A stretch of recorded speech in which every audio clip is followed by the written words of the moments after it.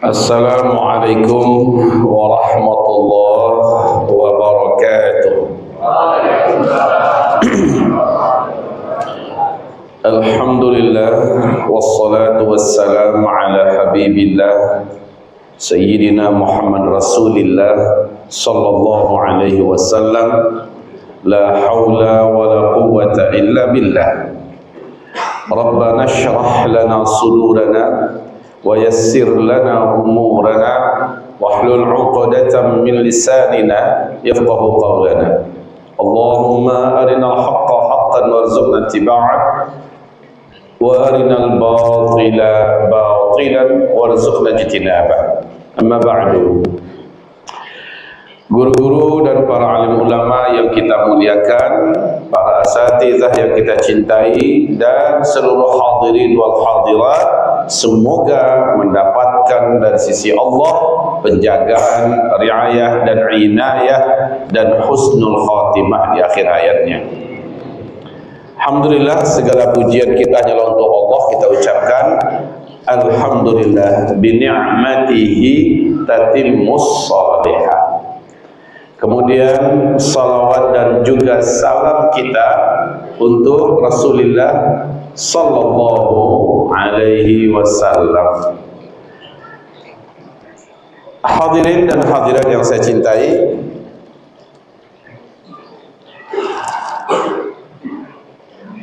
saya kemarin lebih kurang 1 bulan yang lalu menghadiri halaqah Syekh Dr. Mahruz di Tarim, Yaman.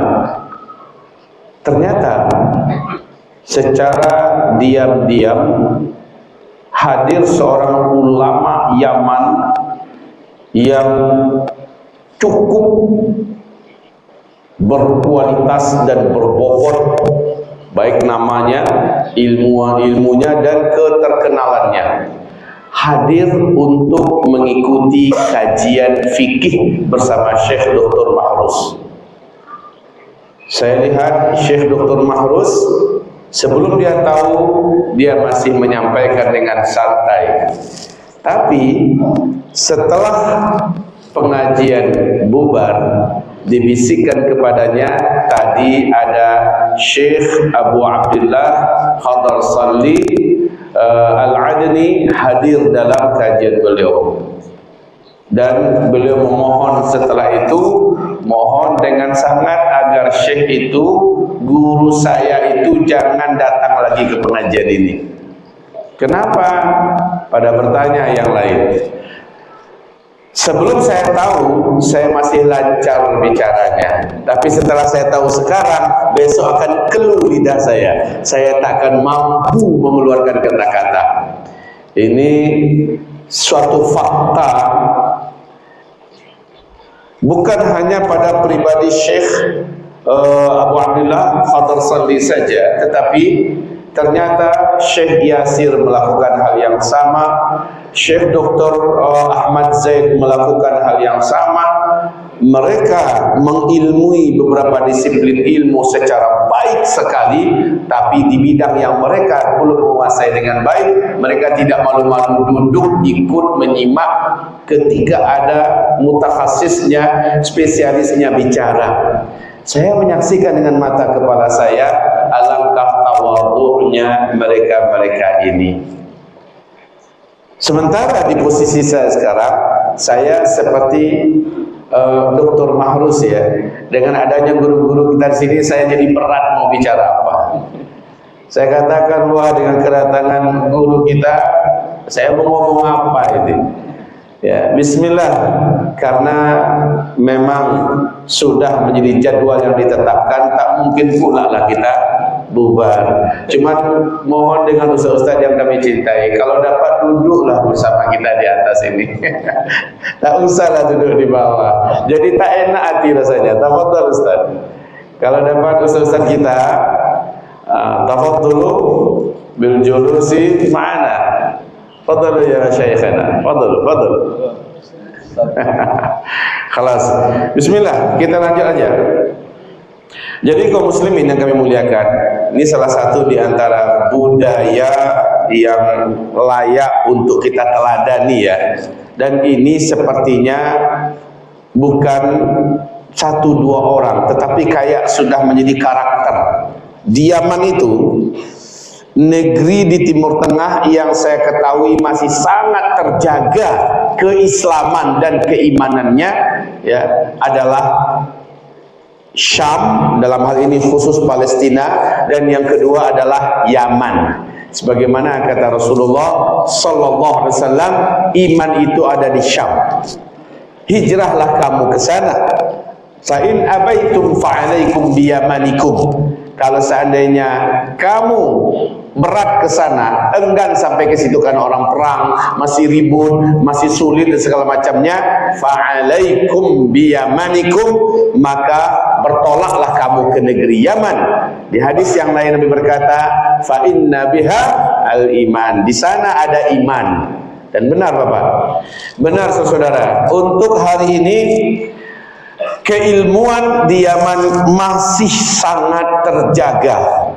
Ulama-ulamanya di luar yang Yaman Utara ya. Kalau Yaman Utara udah babak belur. Yaman Utara memang hari ini sudah tidak begitu kondusif lagi menuntut ilmu, karena eksistensi Syiah Houthi yang ditopang oleh Uni Emirat Arab dan Arab Saudi ini hari ini mengobrak-abrik Yaman sebelah utara. Tetapi Yaman sebelah selatan sampai hari ini tetap dilindungi dan dijaga oleh Allah Subhanahu wa taala. Saya cari sebab kenapa. Ternyata dari utara ke selatan itu dibatasi oleh dua kabilah yang terkenal tidak pernah menyerah dan terkenal hobi betul untuk berperang. Selama musuh mau, mereka akan hadapi dan mereka tidak pernah mundur. Yaitu kabilah Aden dan kabilah Ma'arib. Maaf kalau saya salah bahasanya. Dua suku ini terkenal sekali sangat alot, ulet dan kuat tangguh. Dan jadi krisis dan peperangan yang ada di Yaman Utara takkan bisa ditularkan ke Yaman Selatan. Nah, di Yaman Selatan ini adalah Hadramaut. Hadramaut terkenal di sana dengan ibu kotanya Mukalla ya. Kemudian sebagai kota penuntut ilmu adalah Tarim dan sekitarnya. Masyiral muslimin, suasana di sana adalah suasana ilmu. Hari-hari orang diskusi ilmu. Di mana majelis? Apa nama kitabnya? Siapa syekhnya? Lalu masing-masing mencatat, saya ikut. Nanti ada daurah saya daftar dan segala macamnya. Jadi orang berlomba menuntut ilmu. Walaupun itu para syekh, para doktor, mereka tetap berlomba-lomba. Maaf nih kalau di Indonesia, Ustadz LC aja sedikit sudah merasa ilmunya penuh, nggak mau lagi mendatangi kajian ketika ada guru yang datang, ketika ada ulama yang datang. Para bapak-bapak yang saya cintai, kemarin saya mengantarkan kader untuk gelombang yang ketiga ya. Alhamdulillah ada 12 orang semua saya antarkan. Saya juga memanfaatkan suasana dan kondisi di mana saya berazam untuk selama 1 bulan saya harus tamatkan beberapa kitab, saya harus mendapatkan beberapa faidah ilmu dengan para masyayikh di sana. Dan singkatnya 1 bulan dari subuh sampai malam bersama guru-guru kita yang berkompeten di sana, saya dengan izin Allah SWT telah menamatkan beberapa hal yang sangat penting bagi saya pribadi. Walaupun sederhana, tetapi hal-hal yang meliputi yang belum saya ketahui di balik itu, saya telah mendapatkan pengayaan di situ ya. Kitab Ushulus Sunnah dari Imam Humaidi, lalu mendapatkan sanadnya. Aqidah Imam Syafi'i dari Imam Syafi'i dari kitab Ar-Risalahnya, dan kita diberikan sanadnya Al-Bisyarah wal Ittihaf oleh sang penulis langsung, dan kita mendapatkan sanadnya. Dalam 1 bulan kita bisa menuntaskan beberapa maklumat ilmiah yang sangat berkualitas. Bayangkan kader-kader kita yang lain di situ, hari-hari mereka seperti itu. Jadi ini adalah imbauan kepada Bapak Ibu semua. Kalau kita punya generasi, Bapak punya anak, punya putra atau bahkan putri, saya masih sangat menganjurkan berangkatkan ke sana. Kenapa bukan ke Mesir? Kenapa bukan ke Madinah? Kenapa bukan ke Yordania? Kenapa bukan ke Turki dan segala macamnya? Tanpa bermaksud untuk memburuk-burukkan dan menjelek-jelekkan negeri-negeri yang lain, tapi untuk kondisi sekarang, kadar keilmuan di beberapa tempat yang saya katakan tadi sudah jauh sangat menipis. Lagi pula ulama-ulama yang bisa diharapkan sudah berada di sel-sel tahanan dan di penjara, baik itu di Arab Saudi, baik itu di Yordania, apalagi di Mesir, ya, baik itu di beberapa negara Timur Tengah lainnya. Tidak dapat kita berharap banyak anak-anak kita kembali nanti ke Indonesia membawa khazanah ilmiah yang memadai. Sangat-sangat tidak. Tapi kalau di Yaman, insya Allah Ta'ala ulamanya masih banyak, berkualitas, masih memiliki akhlak dan adab yang layak diteladani, dan mereka mencurahkan segala-galanya dengan hati. Oleh karena itu kami halau, ayo bawa anaknya ke sana, antarkan, belajarlah ke sana. Seperti kata Rasulullah SAW, Yaman adalah negeri iman. Nah, saudaraku, hamba-hamba Allah yang kami muliakan, kalau ada yang mau informasi lebih, maka boleh nanti tanya langsung kepada saya, insya Allah ya. Bahkan kalau ada yang mau titip, saya mau titip anak saya, insya Allah info dari saya, April, Mei, Juni, di antara 3 bulan ini saya kembali membawa generasi berikutnya ke sana. Jadi kalau ada yang ingin menitipkan anak-anaknya, dikaderkan di sana, insya Allah kita berkenan untuk ditumpangkan kepada kita, buat ditempatkan di tempat-tempat yang anak-anak ini akan benar-benar terjaga, terasuh dan terasah insya Allah dengan maksimal. Baik, hadirin yang saya muliakan, dalam pertemuan ini tadi dikatakan Ustadz akhir zaman. Sebenarnya saya agak gelisah ini ketika dikatakan Ustadz akhir zaman. Jangan Bapak pikir saya senang dengan sebutan itu ya. Soalnya kalau saya dikatakan Ustadz akhir zaman, saya terima. Pada faktanya kita memang sekarang ini di akhir zaman. Tapi Ustadz di sebelah saya, Ustadz akhir zaman juga. Antum yang ada ini umat akhir zaman, baru pas. Setuju tidak? Kalau gitu mau panggil Ustadz akhir zaman lagi? Maka antum adalah umat akhir zaman. Baik ya. Saya pada aslinya mulai dari Mesir dulu, ngambilnya usuluddin. Ya. Akidah, tafsir adalah 2 spesialisasi yang saya geluti secara serius. Di luar saya mengambil akidah mulazamah, adapun di kampus saya ngambil tafsir. Namun saat saya mengikuti daurah Fathul Bari, syarah Sahih Imam Al-Bukhari dari awal dari A sampai Z dengan Syekh Musa'in bin Bashir Ali Al-Husaini As-Sudani dari Sudan, kami tamatkan kitab itu sampai kita diberikan sanad, termasuk Syekh Syihab juga termasuk yang ikut dalam daurah tersebut. Pas pembahasan kami memasuki kajian ahadithul fitan, hadis-hadis fitnah akhir zaman, kami periksa uraian-uraian beliau. Jadi beliau menguasai kutubud dis'ah dengan luar biasa. Beliau menguasai mazhab fikih yang 4 dengan luar biasa. Ketika beliau menguraikan, memperbandingkan ini, menyambungkan, mengkaitkan ini dan itu, lama-lama ada gelitik di hati kami yang kami langsung tanyakan pada beliau, Syekh, seolah-olah hadis-hadis fitnah akhir zaman itu banyak ketemunya di zaman kita. Ini apa kebetulan, Syekh? Atau memang nanti ada zamannya yang lain selain zaman kita? Mungkin nanti keturunan kita, pokoknya bukan sekarang, Syekh. Bagaimana sebenarnya? Syekh itu menjawab dengan tenang dan mantap. Apa kata beliau? Kalau bukan ini zamannya, kalau bukan zaman kita sekarang ini, maka zaman yang mana lagi, kata beliau. Ya, maka zaman yang mana lagi? Hadirin yang saya muliakan, Maka mulailah dari saat itu saya juga ikut mendalami beberapa kitab-kitab, baik yang dari luar sampai yang diterjemahkan ke bahasa Indonesia, untuk saya baca. Sampai yang terakhir kemarin juga dapat hadiah buku dari Jami'ah Al-Wasatiyah, ya, yaitu dari almarhum Syekh Abu Bakar Habib Abu Bakar Al-Adani. Beliau penulis tentang kitab terkait dengan masalah akhir zaman. Analisa dan rincian beliau lumayan cukup tajam, ya, berbeda dengan Syekh Imran Hussein.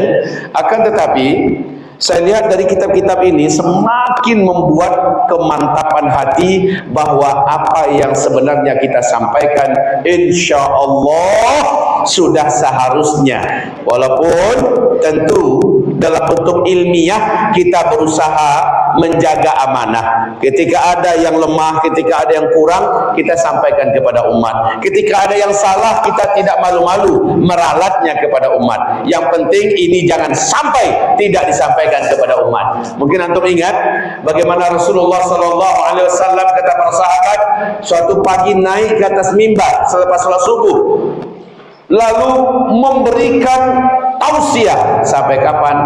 Sampai zuhur. Beliau turun mengimami sholat zuhur, naik lagi. Setelah itu lanjut sampai asar. Asar masuk waktunya, beliau turun mengimami sholat, naik lagi, lanjut sampai tenggelam matahari. Abu Hurairah radhiyallahu anhu berkata, maka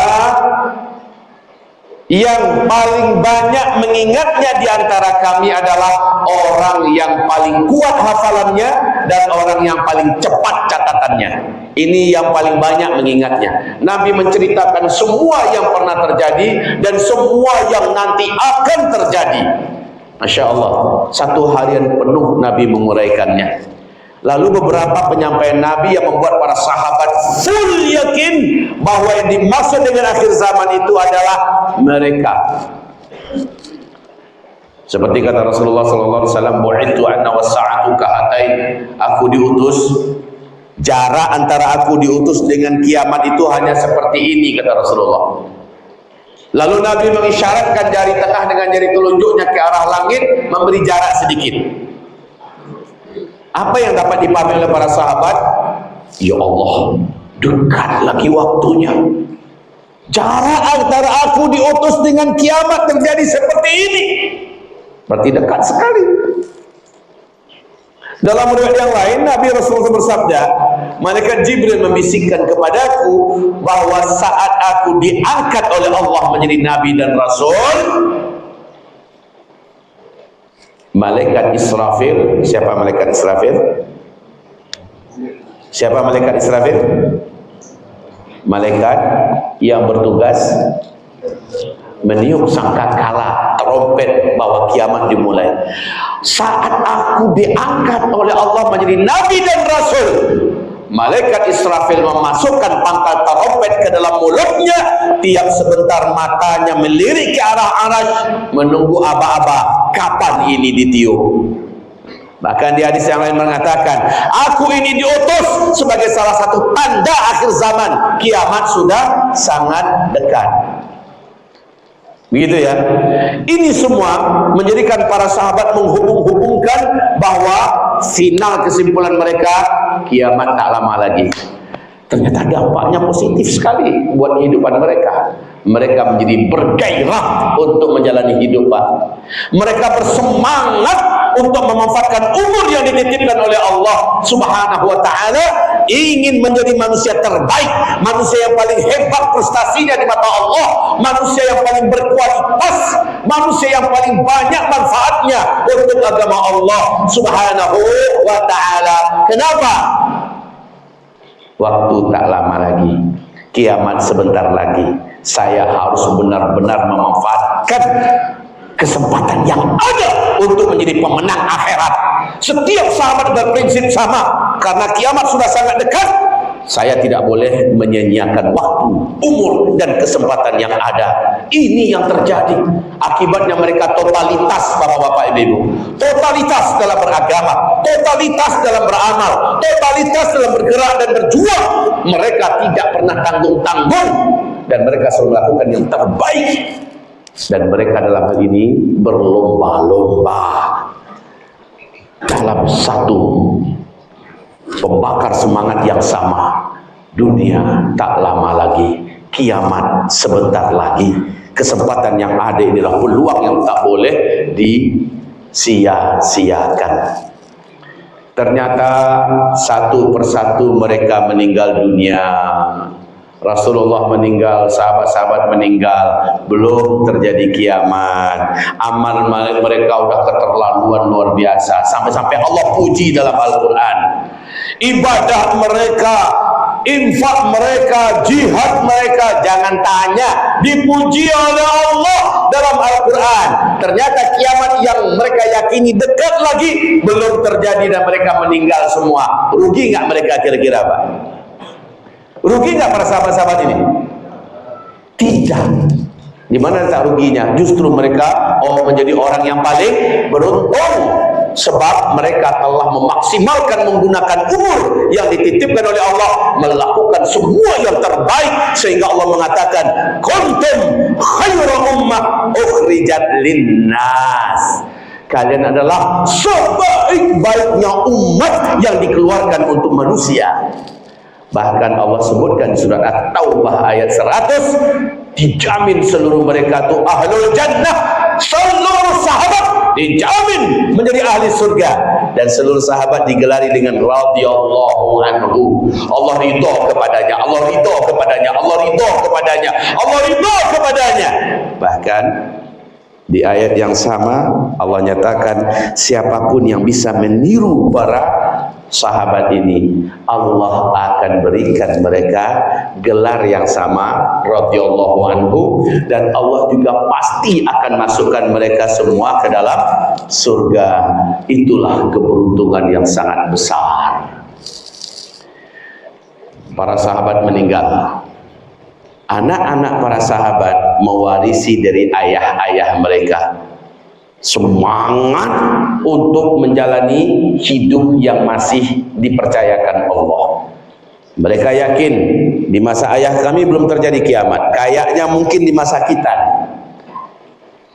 Lalu apa yang menjadikan para sahabat dan apa yang dilakukan oleh para sahabat mengalir dan diwarisi dilakukan pula oleh para tabi'in. Semangat mereka merawat agama, menjaga agama, menegakkan agama, semangat mereka beribadah, berdakwah dan sebagainya sebagaimana ayah-ayah mereka.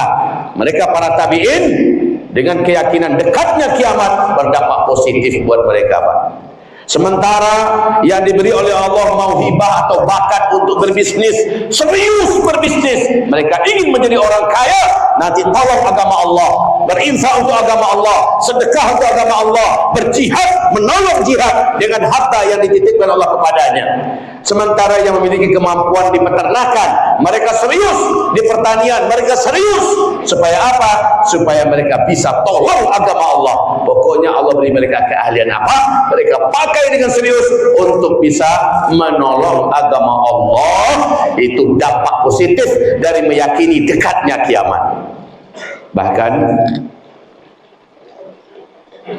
kami tidak berlebih-lebihan ya. Pernah nggak dengar istilah cocokologi? Ustaz Zulkifli Muhammad Ali itu adalah Ustaz cocokologi. Pernah dengar ya saya? Mencocok-cocokkan apa yang nampak dengan hadis-hadis tentang tanda akhir zaman.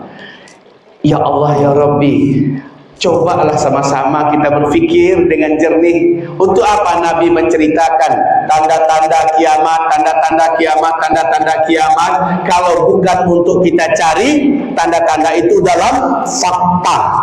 Memastikan tidak boleh, tetapi mencocok-cocokkannya ini sudah gaya para sahabat.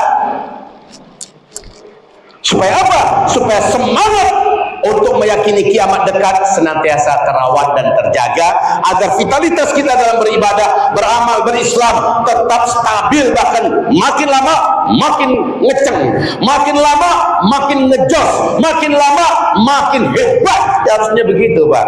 Contoh, Bapak dengar tentang seorang lelaki yang muncul di tengah-tengah para sahabat. Saat itu Nabi masih hidup.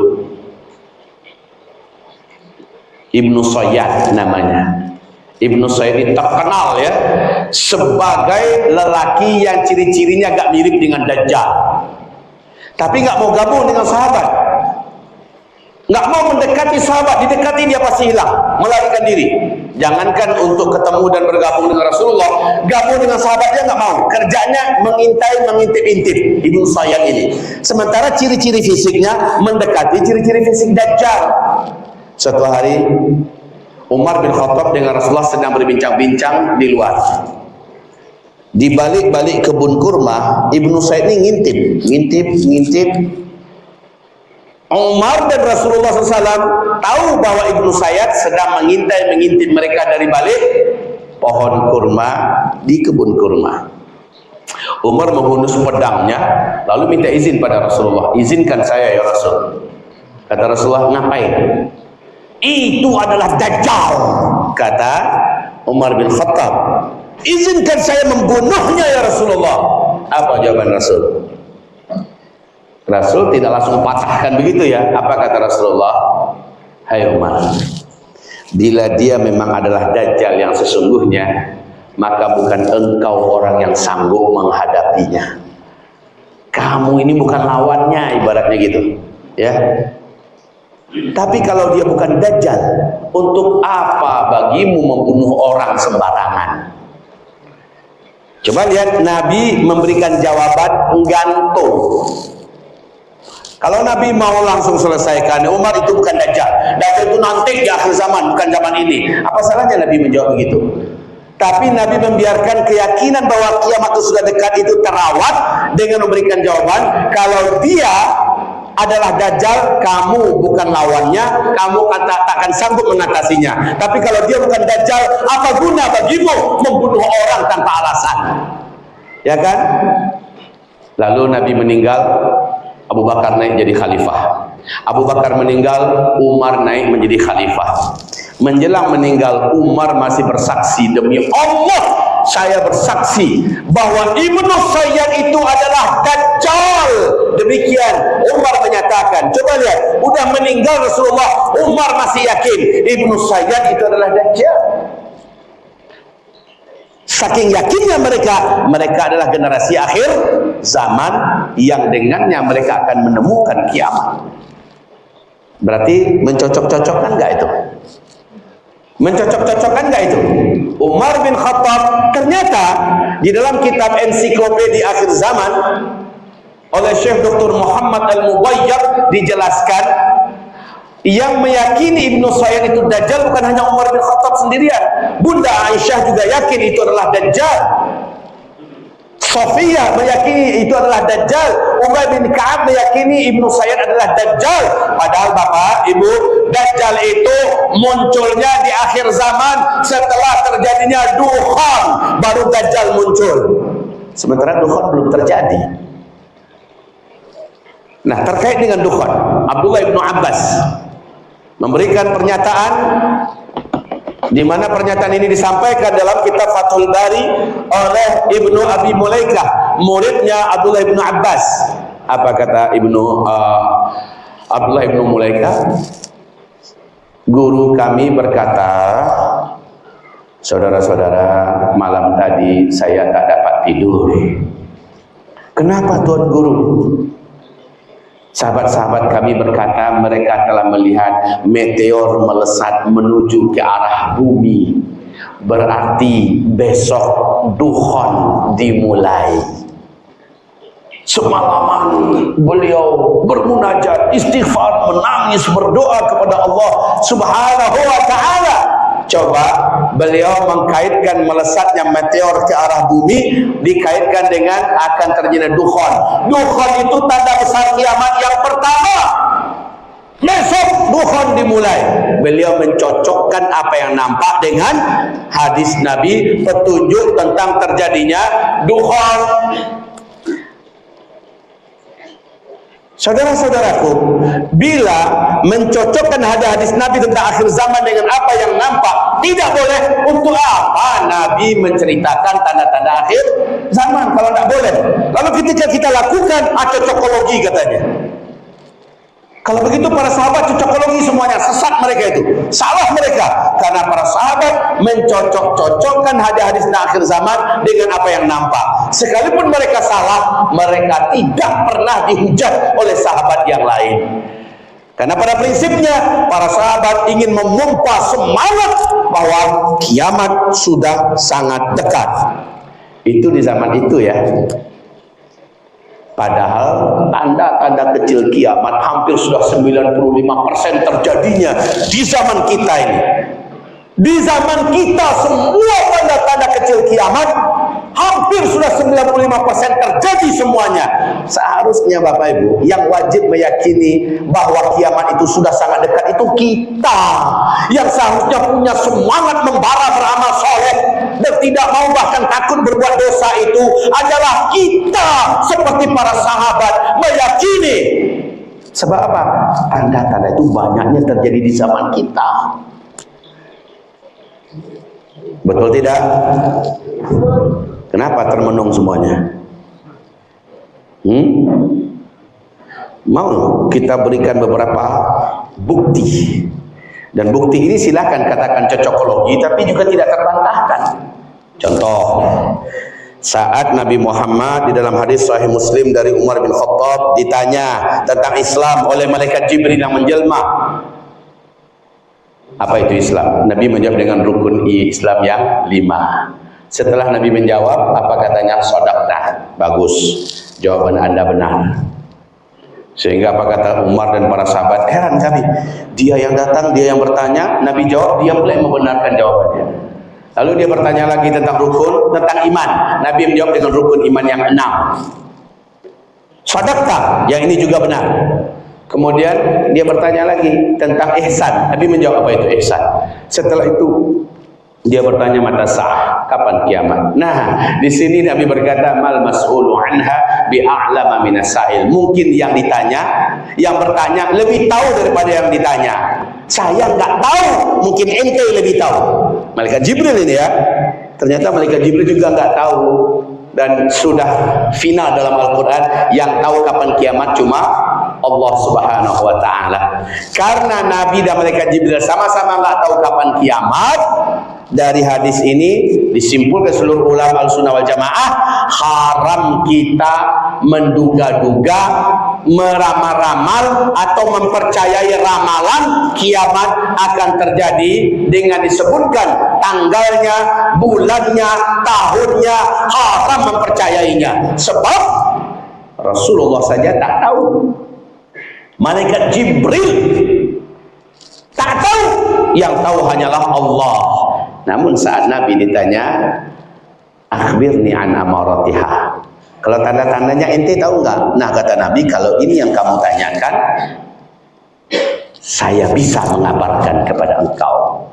Di dalam hadis itu Nabi hanya menceritakan antalidal amatu rabataha wa antaral hufatal uratal alah ri'asya yatatawaluna fil bunyan. Setelah Nabi menjawab, laki-laki ini langsung berdiri dan pergi. Sahabat-sahabat masih bengong tuh. Umar yang terdekat dengan Nabi dicolek oleh Nabi. Umar, ente tahu siapa orang? Tidak ya Rasulullah. Kejar dia, tangkap, bawa sini. Giliran kita yang tanya itu orang siapa? Siap ya Rasulullah. Padahal Rasul tahu itu malaikat Jibril ya. Umar dengan sigap langkah kakinya itu, 2 kali langkah kaki para sahabat. Kata para sahabat, 1 langkahnya Umar, 2 langkah kami. Umar itu tinggi gede, sehingga dalam beberapa riwayat sejarah dikatakan kalau beliau naik ke atas seekor punggung kuda perang yang dewasa, bukan kuda poni ya, seekor punggung kuda yang dewasa, kakinya nggak usah diletakkan di stirap, dibiarkan dia tergantung, lalu kudanya jalan, kedua ujung kakinya ini bisa membuat 2 garis di jalan. Saking tingginya Umar tuh tinggi, lalu dia dengan cepat mengejar. Lah, masjid di zaman Nabi di luarnya kan masih gurun Sahara, masih luas begitu kan. Kalau kita keluar banyak gagal tikus, iyalah hilang langsung. Ini enggak. Umar baru saja menyusul, dia sudah enggak ada. Dia berkata, ya Rasulullah, enggak ada. Kata Rasul, innahu Jibril. Itu tadi adalah malaikat Jibril. Atakum liyu'allimakum dinakum. Sengaja dia datang kemari dengan perintah Allah untuk ngajarin kalian semua isi agama ini apa saja.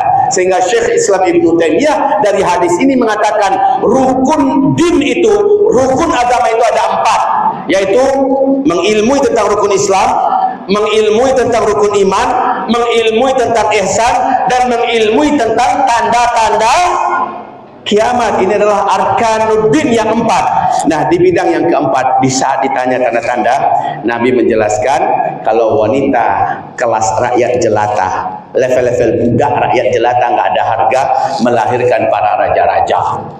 Yang kedua, apabila engkau lihat orang miskin penggembala ternak, tidak beralas kaki, dan dia bertelanjang dada, mendadak saja mereka menjadi kaya raya dan sangat berkuasa. Lalu mereka saling berlomba-lomba dan berbangga-bangga membangun gedung-gedung yang tinggi-tinggi.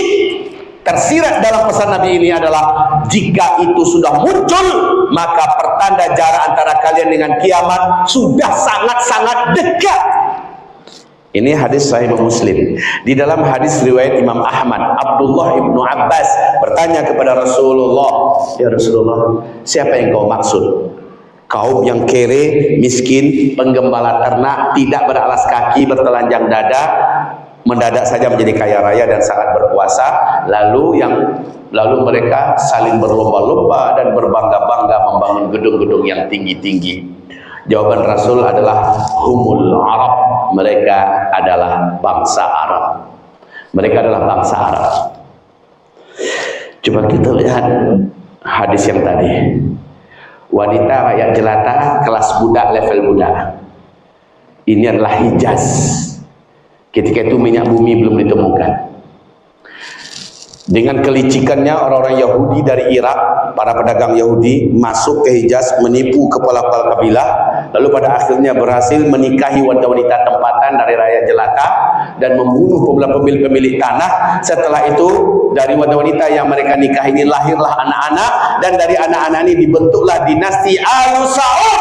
Dan mereka yang memimpin Arab Saudi hari ini adalah keturunan Yahudi. Ini keluarga kerajaan Saudi hari ini adalah keturunan Yahudi. Lihat mereka jadi raja-raja, padahal emak mereka adalah rakyat jelata, wanita biasa yang bahkan kelasnya kelas tak disebut apa-apa. Maka berarti zamannya zaman kita. Yang berikutnya adalah miskin, kere, dan seterusnya tadi ya. Bapak Ibu, sebelum minyak bumi dijumpai dalam perut bumi Arab, nama Arab ketika itu masih satu ya, Jazirah Arab ya, Jazirah Arab. Saya bertanya, Jazirah Arab sebelum minyak bumi ditemukan kaya apa miskin? Hah? Sepakat? Yakin miskin? Memang iya miskin. Gurun Sahara yang luas, tanah gersang tandus yang bagaikan tak bertepi, padang pasir yang panasnya minta ampun. Penduduknya nggak ada penghasilan andalan apa-apa, paling banter hanya menggembala ternak. Kaum muslimin, tapi minyak bumi, ketika minyak bumi ditemukan, Jazirah Arab langsung menjadi negeri-negeri petrodolar, kaya raya. Setelah itu mereka mendirikan negara sendiri-sendiri. Terkaya di dunia nomor 1 adalah Qatar, nomor 2 adalah Bahrain, nomor 3 adalah Kuwait, nomor 4 Uni Emirat Arab, yang kelima adalah Arab Saudi, dan yang keenam adalah Oman. Setelah mereka mendirikan negara masing-masing, lihat hari ini tuan-tuan yang terhormat, apa yang dibuat oleh negara Arab ini di kota-kota mereka. Mereka gila-gilaan membangun gedung-gedung tinggi pencakar langit, standar kota dengan standar kota metropolitan Eropa, Amerika. Mereka buat. Nggak usah jauh-jauh lah, kita lihat saja Arab Saudi hari ini, ya, bagaimana pembangunannya di sekitar Masjidil Haram. Yang sudah berangkat umroh haji akan tercengang melihat. Luar biasa, bahkan jam terbesar didirikan di atas gunung yang tinggi 600 40-an meter lebih di atas itu jamnya. Bukit-bukit hilang di sekitar Masjidil Haram, dibangun gedung-gedung tinggi pencakar langit. Lihat Madinatul Munawwarah 30 tahun yang lalu, kalau kita masuk Pak, perbatasan Madinah udah nampak menara-menara Masjid Nabawi. Tapi hari ini menara-menara itu udah tenggelam. Kenapa? Dikitari oleh hotel-hotel bintang 5 mewah-mewah, tinggi-tinggi. Ibu kota Riyadh ketika Raja Salman, waktu itu masih Raja Abdullah, Pangeran Salman diangkat menjadi gubernur oleh Raja Abdullah untuk ibu kota Riyadh. Di tangan Pangeran Salman, ibu kota Riyadh disulap menjadi kota standar Eropa dengan ciri khas gedung-gedung tinggi pencakar langitnya. Sekarang lebih hebat lagi. Jeddah, oh jangan ditanya pembangunan yang pesat di Jeddah hari ini. Ini baru Arab Saudi. Arab Saudi keok oleh negara Arab sebelahnya, Kuwait. Kuwait mengalahkan Arab jauh. Kuwait kalah oleh Bahrain. Bahrain jauh mengungguli kemajuan kota-kotanya, pembangunannya dibandingkan dengan Kuwait. Sangat banyak mereka membuat pulau-pulau reklamasi dengan gedung standar dunia, dijadikan tempat wisata, bahkan maaf ya, dijadikan ibarat Balinya Timur Tengah. Bahrain angkat tangan, angkat topi dibandingkan negara Arab sebelahnya. Uni Emirat Arab di segi kemewahan, ya. Saya diundang 2019, saya bawa istri, yang mengundang adalah komunitas Muslim Indonesia di Uni Emirat Arab, disponsori oleh duta besar di sana. 5 hari kami di sana. Di sela-sela saya dakwah, saya diajak jalan-jalan di Abu Dhabi, Pak. Mata saya melotot, terperangah, tak percaya melihat pemandangan. Benar nggak saya di Arab? Begitu canggih, maju dan jayanya luar biasa. Saya diajak ke sebuah hotel bintang 7. Harga kamar menengah ke bawah satu malam di hotel itu 125 juta Pak, satu malam. Cuma satu malam. Dari halamannya sampai tangganya sampai masuk kami foto-foto terus, ya namanya orang kampung ya. Foto-foto karena pemandangan dari luar tuh kayak emas semua. Pas sampai di lobi, di depan resepsionis, langsung kami disambut oleh pelayan. Saya didampingi ketika itu oleh guide khusus ya. Kami disambut oleh pelayan, langsung ditawarkan pada kami, "Excuse me sir, would you like to drink a cup of tea please?" Wah, mereka menawarkan, mau nggak minum kopi, secangkir kopi spesial di hotel ini. Langsung saya mengatakan, no thanks. Cuma itu yang bisa Pak. No thanks. Tidak, terima kasih. Apa kata guide saya? Terima kasih Pak Kiai, terima kasih. Kenapa saya bilang? Kalau Pak Kiai iyakan tadi, bocor kantong kami. Kok gitu saya bilang? Harga satu gelas, gelasnya itu bukan sebesar ini, gelas kecil segini.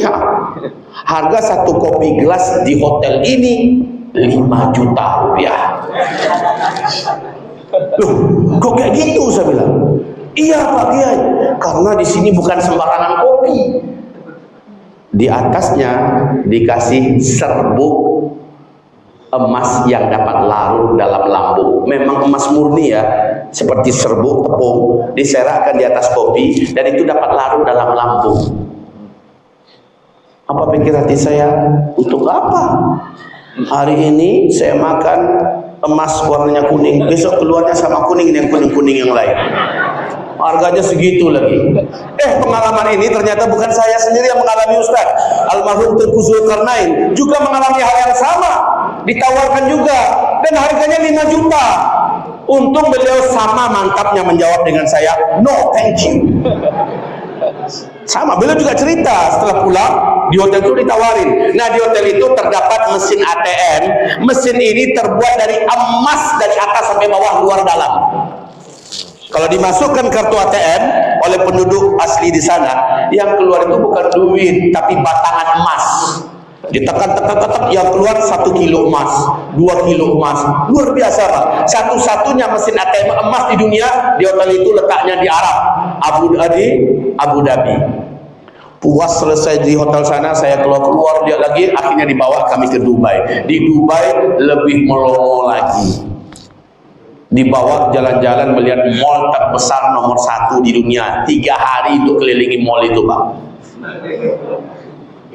Saya langsung nyerah aja, nggak mau. Setengah hari udah nggak sanggup lagi. Kata beliau, kalau mau kelilingi semuanya 3 hari. Untuk apa? Saya bilang. Ya. Akhirnya kami diajak ke menara untuk gedung tertinggi nomor 1 di dunia. Namanya Burj Khalifah, tingginya 828 meter. 828 meter, hampir 1 kilo. Untuk naik lift itu pakai duit, bayar Pak, 525.000 satu orang. Lamanya dari lift itu sampai ke atas tuh 15 menit. Biasanya film-film Hollywood banyak buat acting di situ, ya, James Bond-nya, macam-macam, entah apa nama-nama filmnya, sering gedung itu dipakai. Kaum muslimin 828 meter Burj Khalifah, satu-satunya gedung tertinggi nomor 1 di dunia. Ternyata bukan di Eropa, bukan di Amerika, bukan di Sydney, Australia, bukan di mana-mana, di Arab ya.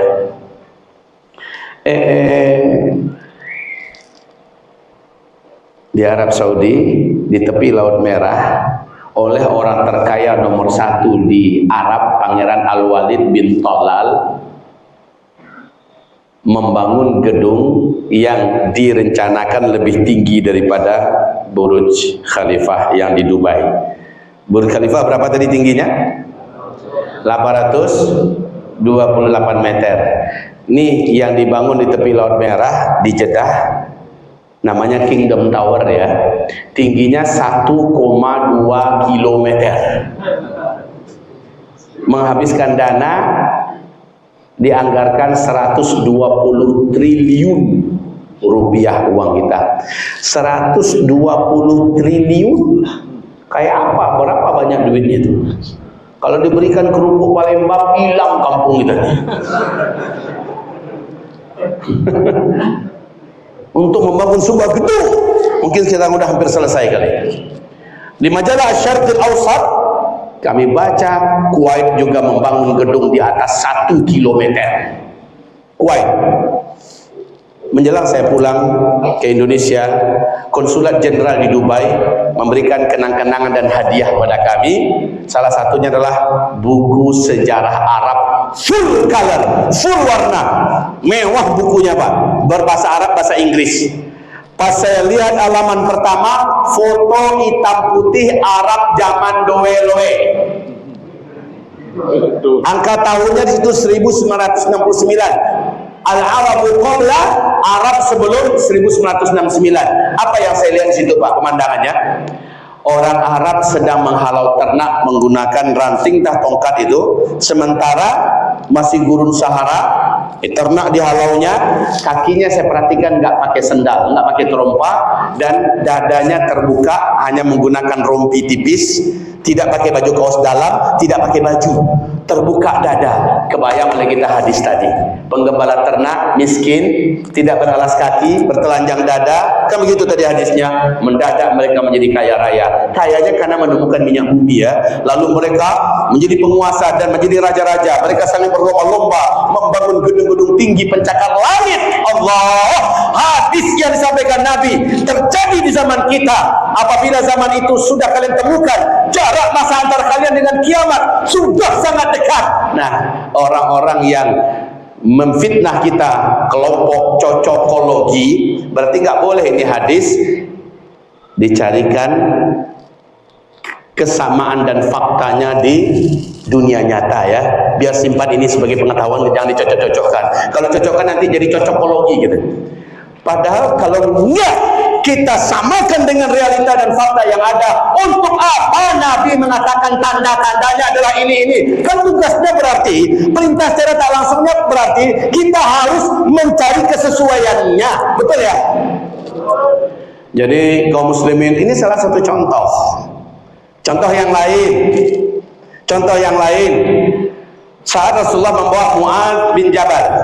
Oh ya sebentar, yang tadi ya, sang konsulat jenderal mengatakan pada saya, Ustaz, bulan September ini, kata beliau ya, itu 2019, bulan September ini, waktu itu kami kunjungan kalau nggak salah tuh akhir Februari ya, Bulan September ini di Dubai akan didirikan gedung, dibangun gedung yang ketinggiannya akan mengalahkan Kingdom Tower yang sedang dibangun di Jeddah. Kingdom Tower aja belum selesai lagi, Pak.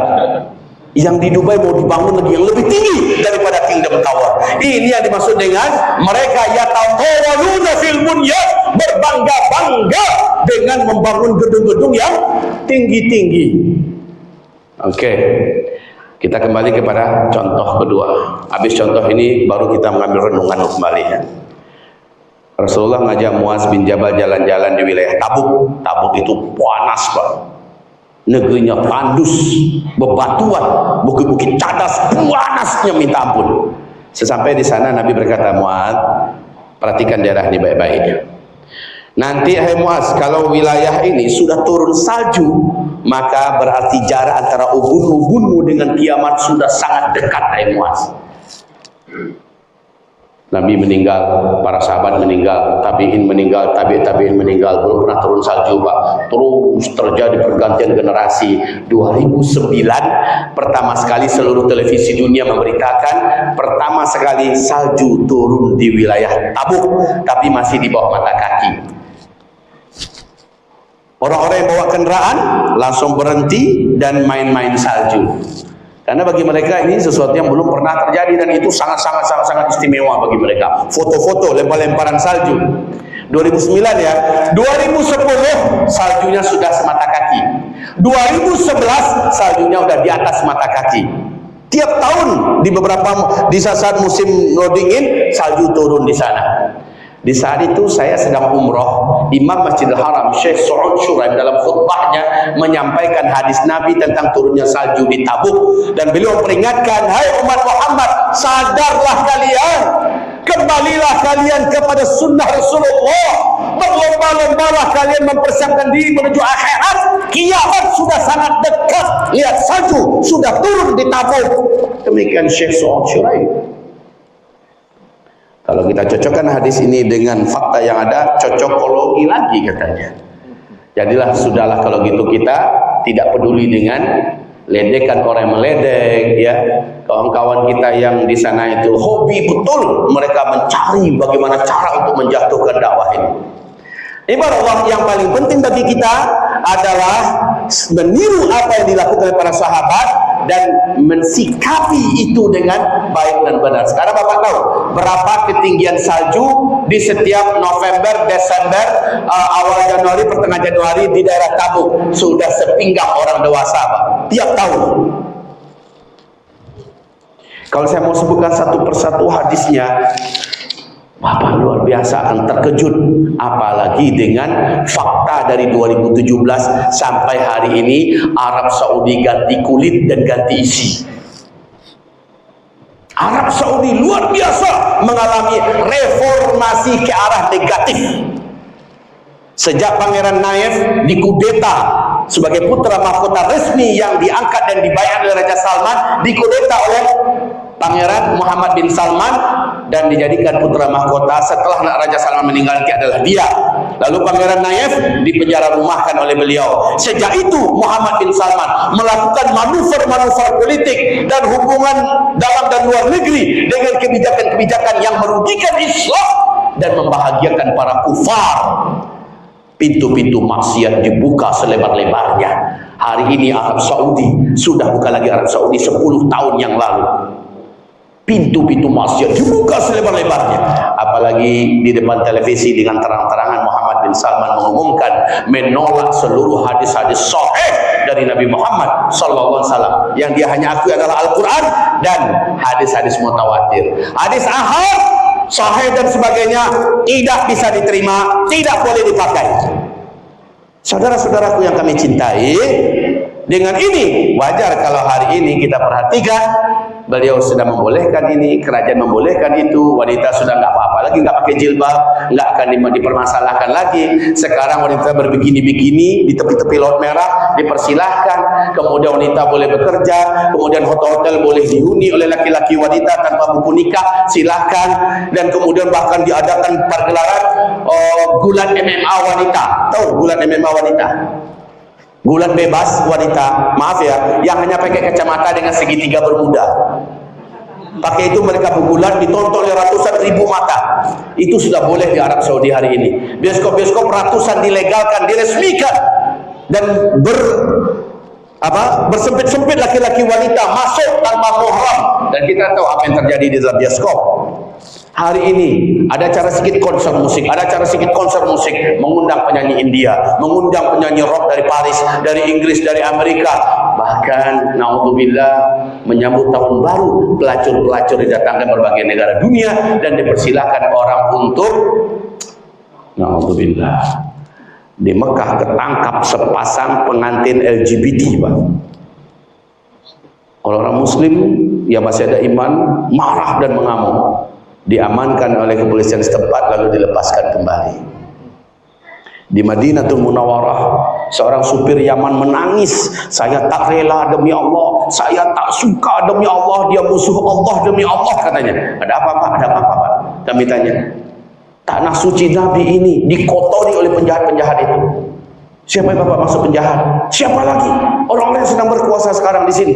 Mereka membuat konser musik di tengah kota Madinah Al-Munawwarah, menghadirkan para pelacur, menghadirkan penyanyi-penyanyi telanjang di Madinah Al-Munawwarah." Maka hadis Nabi, di akhir zaman kamu akan kembali meniru orang-orang Yahudi dan Nasrani sejengkal demi sejengkal, sehasta demi sehasta, ya, menjelang kiamat. Itu terjadi sekarang. Oke, sekarang kita semua mengambil ibrah dari ini seluruhnya, saudaraku. Karena apa yang digambarkan Nabi itu mayoritasnya terjadi di zaman kita. Pelajaran yang paling penting untuk kita ambil hari ini adalah kita wajib meniru sikap para sahabat saat mereka meyakini kiamat sudah sangat dekat. Apa yang kita tiru tadi, Pak? Sikap para sahabat? Apa yang kita tiru sikap para sahabat? Semangat mereka memanfaatkan umur yang masih tersedia, kesempatan yang masih ada, hidup yang masih diamanahkan Allah, mereka tak mau sia-siakan. Bagi mereka hidup ini adalah lipatan prestasi untuk menjadi pemenang di akhirat. Itu prinsip para sahabat. Para sahabat benar-benar totalitas beragama, karena sekali lagi seluruh sahabat yakin dunia tak lama lagi sudah selesai. Jadi kesimpulan kita dalam pengajian ini bukan buat bapak ibu lemes, habis dengarkan pengajian ini bahunya jatuh langsung lemes, habis itu pulang ke rumah kakinya terseret di lantai. "Mas, kenapa kayak gini jalannya? Udah mau kiamat." Jangan kayak gitu. Nanti anak bujangnya yang mau tamat SMU dipanggil. "Nah, kau dengar ceramah tadi?" "Dengar, Pak." "Gimana? Percaya kau tuh?" "Percaya, Pak. Dekat dah kiamat." "Mau kuliah juga kau?" "Enggak, Pak." "Bagus." Bukan itu kesimpulan pengajian kita. Bagi yang udah niat Januari Februari mau nikah, ini para bujangiun, udah ada niat ini Februari atau Maret mau nikah, dengarkan pengajian ini, buat surat langsung. Karena udah dekat kiamat, kita fokus ibadah aja lah. Nanti nikah kita pending, kalau ada rezeki di surga kita ketemu lagi. Oi, jangan begitu. Justru yang terjadi kebalikannya. Sudah dekat sepertinya, kita harus mensegerakan kebaikan ini. Gitu. Ya, bagi para suami colek istrinya nanti. "Dek, dengar tadi ceramah, Dek." "Iya." "Udah dekat kiamat kan?" "Oh, anak kita bersatu kan?" "Iya, Bang." "Tambah, Dek." "Ayo." Gitu. Gitu. Ada semangat ngejos. Jadi seperti kata Rasulullah kepada para sahabat, ya, besok mau kiamat. Besok pasti dah kiamat besok. Umpamanya kata Nabi. Hari ini masih ada satu butir biji kurma di tangan kamu yang dapat kamu tanam. Tanam hari ini kata Rasulullah. Loh, besok udah pasti kiamat, Nabi masih suruh tanam biji kurma hari ini. Nabi kan tahu ya Pak ya, biji kurma kalau hari ini ditanam 4-5 tahun yang akan datang baru mulai berbuah. Padahal besok udah mau kiamat, tapi Nabi masih suruh tanam. Artinya apa itu? Apa artinya? Maknanya sedekat apapun segala kehancuran, petaka, musibah, bencana, perang, kiamat, sedekat apapun beritanya, dengan tanda-tanda yang lengkap. Apa hari ini hal positif yang bisa kita lakukan dan bermanfaat untuk Islam, bermanfaat untuk umat? Walaupun manfaatnya baru mulai dinikmati 20-30 tahun yang akan datang, hari ini bisa dimulai nggak? Bisa, mulai hari ini. Itu sebenarnya kesimpulannya. Ya, itu sebenarnya. Makanya Pak, saya hari ini semangat sejadi-jadinya Pak, menggarap generasi mendidik, dan mana yang udah hampir tamat selesai kirimkan jauh keluar. Termasuk generasi dari anak-anak kandung dari tulang sulbi saya. Tiap tahun tambah terus, tiap tahun tambah terus. Semangat Pak, kenapa? Ke depan pengen anak-anak jadi ulama-ulama yang jauh lebih baik daripada bapaknya. Berapa tadi anak saya? 21. 21. Dari berapa? Udah meninggal 1. Dari istri berapa? Itu perlu dijawab. Iya. Saya alhamdulillah dikasih Allah anak yang hidup sekarang ini 20, 11 laki-laki, 9 perempuan. Nah ini anak saya gembleng, mudah-mudahan Allah restui, Allah tolong. Saya pengen mereka menjadi pewaris-pewaris para nabi di masa depan mereka. 20-30 tahun yang akan datang, muncullah ulama-ulama warathul anbiya, mengisi kekosongan dan menambah tenaga dan energi Islam di akhir zaman. Cita-cita saya, padahal menurut kajian akhir zaman barusan ini kayaknya nggak sempat deh, tapi saya nggak peduli. Saya amalkan hadis Nabi, hari ini bisa ditanam, walaupun besok huru hara terjadi, langsung hari ini. Anak saya yang paling kecil umurnya baru 5 bulan. Masya Allah. Alhamdulillah. Mudah-mudahan tahun depan nambah lagi 1. Amin. Antum juga begitu. Ya.